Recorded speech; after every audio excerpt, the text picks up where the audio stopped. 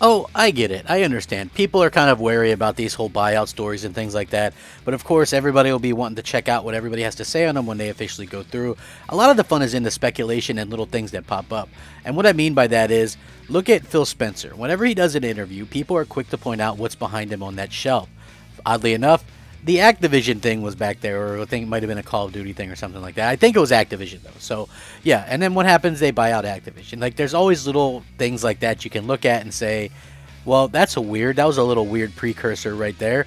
Now, for me personally, I think that Sony is going to have to do more strategic buyouts in the future, and it does sound like that's actually the plan. For me, something like a From Software wouldn't really yield much results, but that's fine. It's not just all about me. Like, listen, I'm totally on board with the idea that not every studio is going to make games that I like. Not every studio is going to be a studio that I like, or just how it is. It's just honestly how it is. Now, when it comes down to it, clearly, even Microsoft has that, right? Like, honestly, people liked Psychonauts 2, but I was very much on record. It was a okay game. I couldn't even finish it. It got kind of drawn out and things like that, but people loved it. I get it. If you enjoyed that game, great. Returnal, speaking of the PlayStation side, people love that game, right? They absolutely loved it. I could not get into that game. I thought, well done, just like Psychonauts 2, but just not a game for me. But I realized that I'm not the only consumer. So, same thing. You want me to throw Nintendo in the mix? Metroid, right? I'm going to throw that in there. Aside from like the early NES Metroid, I have not been a big Metroid fan. That's not my thing. But people love that series, right? Although the sales haven't really backed that up. But anyway, the quality is there is what I'm trying to say. Now, when it comes to Sony, this is one that has cropped up because of Sony themselves. Maybe they're teasing this, and that's something that I feel like would be a huge get, regardless of whether I like it or not. Let's get into it, shall we? Hey everybody, I'm the Crap Gamer, and of course this is Crap Gamer Reviews, your home for gaming news, opinions, reviews, and much more. You'll probably notice some changes around here, but that doesn't mean you should stop giving us likes, right? Give us a like or two or three or however many you want to give us, and just realize that it's all very much appreciated, and I really do appreciate that because you guys are busy, and I understand. Trust me, nobody understands how busy people are the way that I do. You guys are all busy people, and I, work, life, family. It just is what it is. Now, when it comes down to this, I just find this to be very fascinating because Sony did something that was kind of unexpected. The best From Software bosses, and they put this in a PlayStation blog, so it's not like they didn't put it somewhere, obscure or whatever. Yes, I realize Elden Ring is coming out, but you have to also keep in mind that From Software doesn't have the market value as some of these, or market cap, as much as some of these other places and other developers. So please keep that in mind. Also, if we look at things and we can go, okay, why would this make a lot of sense? Well, Sony owns the Demon Souls and as well as the Bloodborne IP. So you can imagine you could start cranking those things out and it'd be very popular. It could also help bring back in a lot of that Japanese audience that so far with the PlayStation 5 might be a little bit lacking. But still, even with that being said, it's just been very interesting to see this. Now, it's funny because you go on Twitter and you go on YouTube and you go on the comments of this blog, which I, of course, am going to put in the article in the description so you can check it out. And the first comment is, are you suggesting what we think?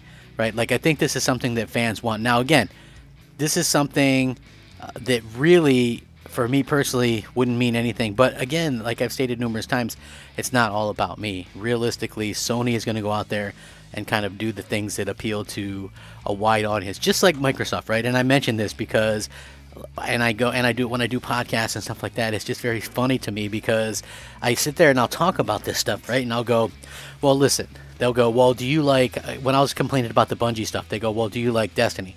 No, but I wasn't upset about the fact that Destiny's going to remain on all platforms.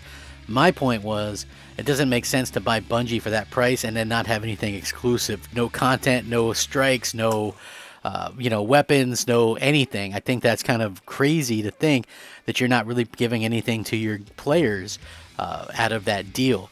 Now, down the road with the new games, I would have thought that those would have been exclusive. It ends up not being the case. Unfortunately, it does kind of suck when that happens. Now, at the same time, I feel like Sony does not have the money to compete and buy the huge publishers the way that Microsoft does. So they have to be very strategic. One of the reasons why I said it was a bad idea for them to get Bungie was because they're always going to get the Bungie stuff. They were already working with, who was it, Firewalk Studios, who are ex-Bungie employees and some ex-Activision. So in my opinion, if you really wanted a situation where you wanted to talk to people about games as a service or how to run them on your platform, there's cheaper ways to go about that, in my opinion. So that's how I sort of looked at that, and I thought, you know what, this is kind of crazy, the way that this has kind of gone down and the way that this has kind of come about, that, you know, that people are kind of losing sight of that fact. And that's the kind of thing that I was kind of talking about for me personally, which was, for that, they had probably, when it's all said and done, about 10 billion that they could have invested on PlayStation and buying studios and stuff like that. You know what they could have got for that? They could have bought Square, they could have bought Capcom, they could have probably bought Metal Gear and the Silent Hill IPs from Konami, and then they probably could have bought Kojima Productions. That's what I'm trying to talk about. That's the difference right there. Okay, so you buy Square for whatever it is, 5 billion. Capcom's 3 billion. You could probably buy those IP for under $1 billion. And then Kojima probably $1 billion or so. So that's just me kind of spitballing off of market values by Google. Like, there's different things that you can kind of look up for that. Now, imagine, you know, you have Resident Evil, Dino Crisis, you have Tomb Raider, you have all that stuff. You know, Final Fantasy, all this stuff is then exclusive to PlayStation, right? It's an incentive to keep buying PlayStations, right? I understand this whole need and want to make it look like you're expanding beyond this or that. But at the same time, does it make that much sense to do that when you have, you know, gamers that are really counting on the exclusives? And that's the part that I would kind of bring up and say, hey, this is something that I firmly believe they should have done differently. Now, that's just me. People think that I'm a flip-flopper. They think that I'm a baby, or they think whatever. I'm just giving my opinions on this. I think Sony's great, though. I think that PlayStation is going to be perfectly okay. I feel like right now they have the best lineup that I've ever seen from a console maker in 1 year, this year, if all that stuff comes out, the God of Wars and all that stuff. So yeah, it's absolutely, you know, but why should I not be allowed to speak my opinion about some of this stuff? Would From Software be a huge buyout? Absolutely. Absolutely. You know, because there's big fans to that. I'm not sure what the fan base is of those franchises on Xbox, but I can imagine that they're bigger on the PlayStation side of things. So with that being said, I kind of look at this and go, this is a very interesting situation we find ourselves in. You know, and this would be a huge thing that they're kind of could possibly be teasing. Now, at the end of the day, this is probably not what they're teasing here, but something like that would be more along the lines of what they would afford and what they would spend money on, in my opinion. So with that being said, I will link this. You guys can check it out. Have a fantastic day.